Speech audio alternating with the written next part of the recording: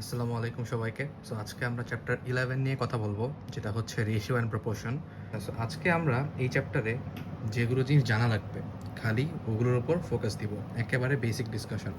আজকে আমরা কোনো ম্যাথ করব না।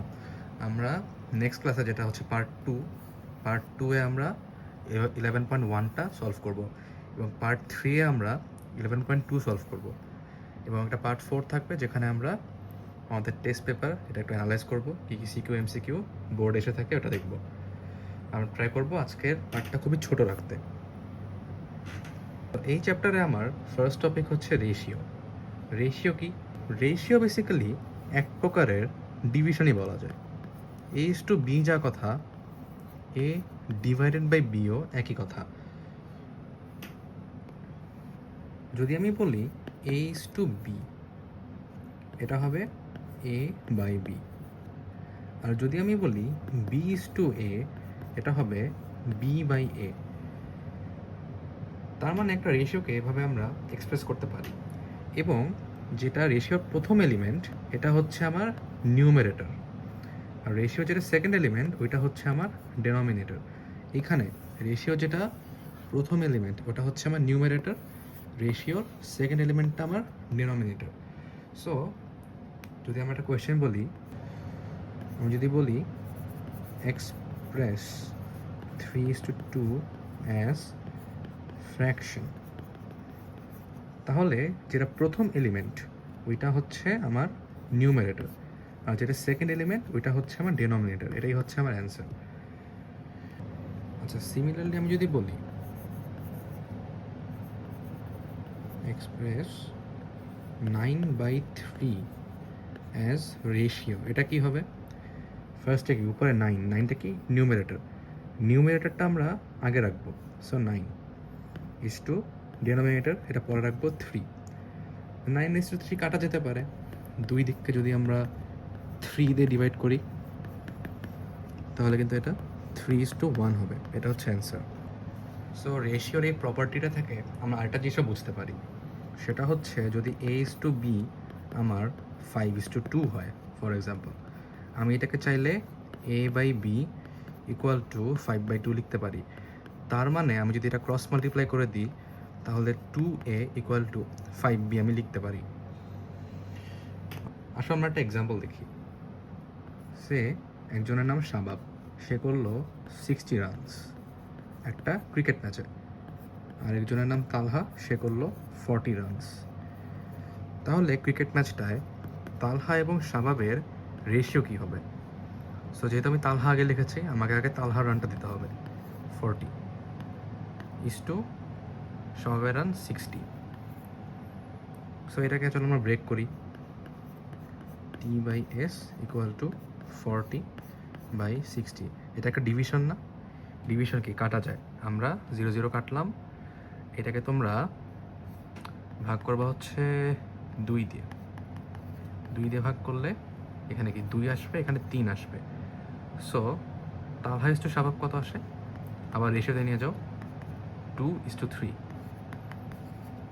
আমরা দেখতেছি তালহা ইস টু শাবাব 40:60ও ছিল, তালহা ইস টু শাবাব 2:3ও হয়েছে। সো আলটিমেটলি এখানে আমরা জানতে পারলাম 40:60 যা কথা, 2:3ও একই কথা। এবং এই যে দুইটা রেশিওর মধ্যে আমি যে ইকুয়ালিটিটা দিতে পেরেছি, এটাকেই মেনলি প্রপোর্শন বলা হয়। সো তার মানে দেখো 2:1 যা কথা, এইদিকে আমি 5 দিয়ে মাল্টিপ্লাই করলাম, এখানে আমি 5 দিয়ে মাল্টিপ্লাই করলাম, তাহলে 10:5 একই কথা। আর 10:20 যা কথা, 10কে আমি 10 দিয়ে ভাগ করলাম, 20কেও 10 দিয়ে ভাগ করলাম, তো 20:10ও জাস্ট একই কথা। এটা কি 1:2 হবে। সো রেশিও কি হবে? ভাগ বা গুণ করা যায়। এমসিকিউর জন্য খুবই ইম্পর্টেন্ট একটা ইনফরমেশন। সো আমার যে কোনো রেশিওতে, ঠিক আছে, তাহলে হচ্ছে A/B একটা রেশিও, এই রেশিওর এই দুটো কোয়ান্টিটি সেম টাইপের হতে হবে, ঠিক আছে? সো ধরো যে এ যদি হয় ফোর্স, কথার কথা, আর বি যদি হয় আমার ম্যাস, তো একটার ইউনিট হচ্ছে নিউটন আর একটা ইউনিট হচ্ছে কেজি। তো এই দুটার মধ্যে আসলে কোনো রেশিও হবে না। রেশিও হওয়ার জন্য আমার দুইটা unit A is to B is valid if A and B are the same type of quantity. দুইটাকে সেম টাইপের হওয়া লাগবে। সো এটা এমসিকিউর জন্য ইম্পর্টেন্ট। এমসিকিউতে দিতে পারে যে কখন একটা রেশিও ভ্যালিড, এটা হচ্ছে যখন সেম টাইপের হয়। আচ্ছা, ধরো একটা ক্রিকেট ম্যাচ হচ্ছে। ক্রিকেট ম্যাচে তালহা করেছে এ রান এবং শাবাব করেছে বি রান, এবং এদের রেশিও দেওয়া 5:4, ঠিক আছে? এবং দেওয়া টোটাল রান হচ্ছে আমার 180। তাহলে এ ইকুয়াল টু ওয়াট আর B equal to what? So এই প্রবলেমটা সলভ করার আমরা দুইটা অ্যাপ্রোচ দেখব। প্রথমে আমার এ ইস টু বি দেওয়া 5/5:4 এবং টোটাল হচ্ছে 180। সো যেটা প্রথম অ্যাপ্রোচ, ওইটা হচ্ছে এর ভ্যালিউ হবে 5:4 না, তোমরা এটা যোগ করে দিবা 5 + 4। আর এর ভ্যালু কত? এ হচ্ছে প্রথমটা, এটার প্রথমটা, তাহলে এ হচ্ছে 5 ইন্টু 180। দেখো একটা ভ্যালু বের হবে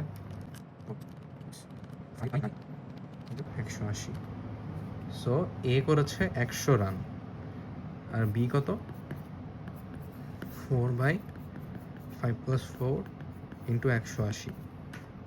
সো সেম, জাস্ট এখানে 4, এটা হচ্ছে 80। তো এ করেছে 100 আর বি করেছে। সেম ম্যাথটা করার আরেকটা অ্যাপ্রোচও আছে। So A is to B ছিল 5:4 আর টোটাল হচ্ছে 180। সো আমরা জানি আমরা এটাকে ফ্র্যাকশন আকারে ভাঙতে পারি। এ ইস টু বি হচ্ছে 5/4। তুমি সাইড চেঞ্জ করে দাও, a/5 হবে, এখানে b/4 হবে। এই যে ইকুয়েশনটা আছে না, এটাকে তুমি ইকুয়াল টু কে ধরো। এখান থেকে দুইটা ইকুয়েশন হবে। একদিকে হবে a/5 ইকুয়াল টু কে, আরেকদিকে হবে b/4 ইকুয়াল টু কে। তাহলে এখানে আমরা পাবো a ইকুয়াল টু 5k, এখানে পাবো b ইকুয়াল টু 4k।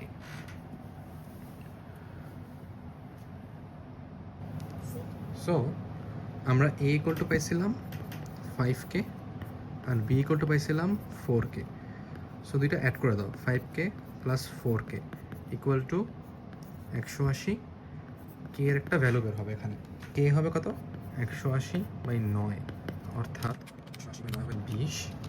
কে হচ্ছে 20, তাহলে এ হচ্ছে 5 ইন্টু 20 অর্থাৎ 100, বি হচ্ছে 4 ইন্টু 20 অর্থাৎ 80। সো এটা একটা ওয়ে। এই ওয়েটা একটু লেন্দি লাগলেও এইটা করার একটা শর্টকাট ওয়েও আছে। সো আমার এ ইস টু বি হচ্ছে 5:4 আর টোটাল হচ্ছে 180। তো এই দুইটা রেশিও ইকুয়াল, আর এই রেশিওর ফার্স্ট এলিমেন্ট হচ্ছে এ, এই রেশিওর ফার্স্ট এলিমেন্ট 5। তো আমরা এ ইকুয়াল টু 5কে ডাইরেক্টলি লিখতে পারি। আর এই রেশিওর সেকেন্ড এলিমেন্ট হচ্ছে বি, এই রেশিওর সেকেন্ড এলিমেন্ট 4। তো বি ইকুয়াল টু 4কে এটা আমরা ডাইরেক্টলি লিখতে পারি। আর তারপর 5k plus 4k equal to 180। So K equal to 20 আসবে আবারও। আর কে ইকুয়াল টু 20 আসলে এটা কি 5 ইন্টু 20 অর্থাৎ 100, আর এটা 4 ইন্টু 20 অর্থাৎ 80। এতক্ষণ যা জানলাম তাতে এটাও বলা যায়, যদি আমার কাছে তিনটা ভ্যালু থাকে এ, বি, সি, এবং বলা থাকে যে a/b ইকুয়াল টু b/c, অর্থাৎ এটাকে চাইলে এমনও বলা যায় a is to b equal to b is to c, তাহলে কি নিশ্চয়ই b² ইকুয়াল টু ac না? এই ফরম্যাটটাকে বেসিক্যালি কন্টিনিউড প্রপোর্শন বলা হয়। সো এটা আমরা একটু জেনে রাখি। সো নেক্সট টপিকটা হচ্ছে ট্রান্সফরমেশন অফ রেশিও। তো তো এখানে মেনলি 5টা জিনিস পড়া লাগে। প্রথমটা হচ্ছে ইনভার্টেন্ডো। সো দেখি ইনভার্টেন্ডো কি জিনিস। ইনভার্টেন্ডো কিছুই না, আমার কি a/b ইকুয়াল টু সে 1:2। তাহলে b/a কত হবে? উল্টা যাবে, বিটা এখানে 2 ছিল, বিটা কি সেকেন্ড এলিমেন্ট, এখানে সেকেন্ড এলিমেন্ট, উল্টা যাবে, আগে 2 হবে। এটা এখানে আগে ছিল, তো 1টা আগে ছিল, এটা জাস্ট পরে চলে যাবে। এটাই হচ্ছে ইনভার্টেন্ডো। এটাকে ডিভিশন আকারে এক্সপ্রেস করতে গেলে a/b ইকুয়াল টু 1/2 ছিল, আমি জাস্ট উল্টাই দিছি। So b/a equal to 2/1। এই নেক্সটে যেটা আছে ওইটা হচ্ছে অল্টারনেন্ডো। অল্টারনেন্ডোটা কি? ধরো যে a/b দেওয়া 5:6, আমি একটা কাজ করতে পারি, আমি এটাকে a/5 ইকুয়াল টু b/6 লিখতে পারি। আমি প্রথম রেশিওটার সেকেন্ড এলিমেন্ট এবং সেকেন্ড রেশিওটার ফার্স্ট এলিমেন্ট পাল্টাই দিতে পারি। এটা যদি আমি ফ্র্যাকশন আকারে এক্সপ্লেন করতে চাই, a/b ইকুয়াল টু 5/6, এই বিটাকে এইখানে নিয়ে আসো আর এই 5টাকে এইখানে নিয়ে আসো, তাহলে এই বিটা যাবে এখানে এ, আর এই 5টা আসবে এখানে a/5, আর এই বি চলে যাবে এখানে b/6। সো এখান থেকে বলাই যায় যে a/5 ইকুয়াল টু b/6। এটাই হচ্ছে অল্টারনেন্ডো। আপ নেক্সট এটাকে বলা হয় কম্পোনেন্ডো। এটা খুবই ইম্পর্ট্যান্ট। সে আমার a/b ইকুয়াল টু 3/2। তাহলে আমি এটাকে এভাবে লিখতে পারি a+b/b। দেখো এটা হচ্ছে আমার নিউমারেটর, বি হচ্ছে ডেনোমিনেটরে। আমি কি করলাম, আমি নিউমারেটরে সাথে ডেনোমিনেটরটা যোগ করে উপরে লিখছি আর নিচেটা সেমই রাখছি। সেম কাজ আমি এখানে করব, নিউমারেটর প্লাস ডেনোমিনেটর করব আর ডেনোমিনেটরকে সেমই রাখবো। সো এটা চাইলে আমি করতে পারি। তার মানে কি a+b/b ইকুয়াল টু 5/2 আসে। এটা হচ্ছে কম্পোনেন্ট। আমার কাছে যদি নিউমারেটরে a+b/c+d থাকতো ইকুয়াল টু 1/2, তবুও আমি নিউমারেটরটা আগে লিখতাম, তারপর ডেনোমিনেটরটা প্লাস করে দিতাম আর ডেনোমিনেটর সেমই রাখতাম। এখানেও সেম, নিউমারেটরটা প্লাস ডেনোমিনেটর আর ডেনোমিনেটর সেমই রাখবো। আবারও সেম a+b+c+d/c+d ইকুয়াল টু 3/2। এই হচ্ছে ডিভিডেন্ডো। এটাও অনেক ইম্পর্টেন্ট। এটা হচ্ছে কম্পোনেন্ডো বাট মাইনাস। কিভাবে? আমার যদি a/b ইকুয়াল টু 3/2 থাকে, আমি এবার নিউমারেটর প্লাস ডেনোমিনেটর না করে নিউমারেটর এবং ডেনোমিনেটরের মধ্যে মাইনাস করে দিব আর নিচে ডেনোমিনেটরই রাখবো 3 - 2/2 a-b/b ইকুয়াল টু হাফ। এটাই হচ্ছে ডিভিডেন্ডো। এই দুটোর কম্বিনেশনে হয় কম্পোনেন্ডো ডিভিডেন্ডো। এক্সাম্পল দেখি আবারও। আমার a/b ইকুয়াল টু 5/6। আমি নিউমারেটরে এই ডেনোমিনেটর যোগ করব a+b, কম্পোনেন্ডোর মতো যোগ করলাম। এবং এবার আমি ডেনোমিনেটরে নিউমারেটর লিখব এবং ডেনোমিনেটরকে মাইনাস করে দিব। এখানেও same, numerator plus denominator, numerator minus denominator. তাহলে আমার a+b/a-b ইকুয়াল টু 11/-1 আসে, অর্থাৎ -11 আসে। এটাই হচ্ছে কম্পোনেন্ডো ডিভিডেন্ডো। আর একটু বড় এক্সাম্পল যদি দেখতে চাই, a+b/c+d ইকুয়াল টু 67/69। আমি a+b করলাম, এখন নিউমারেটরে আমি দুইটার যোগফল করব, so C plus D, numerator plus denominator, আর নিচে আমি নিউমারেটর লিখব মাইনাস ডেনোমিনেটর, এই যেভাবে, আর উপরে আবারও numerator plus denominator, numerator minus denominator, okay, minus 68। So একটা ফ্যাক্ট, ধরো যে A by B equal to 1/2, তাহলে আমি কম্পোনেন্ডো ডিভিডেন্ডো করলাম, A plus B, numerator plus denominator উপরে, নিউমারেটর মাইনাস ডেনোমিনেটর নিচে, নিউমারেটর প্লাস ডেনোমিনেটর উপরে, নিউমারেটর মাইনাস ডেনোমিনেটর নিচে। তাহলে A plus B by A minus B আসছে আমার -3, নিচে একটা আছে 1। সো আমি যদি অলরেডি তো আমি একবার করছি কম্পোনেন্ডো ডিভিডেন্ডো, আমি যদি আবার কম্পোনেন্ডো ডিভিডেন্ডো করি তাহলে আমার A plus B plus A minus B, মানে numerator plus denominator divided by A plus B minus A plus B, numerator minus denominator করলাম, -3 + 1 -3 -1।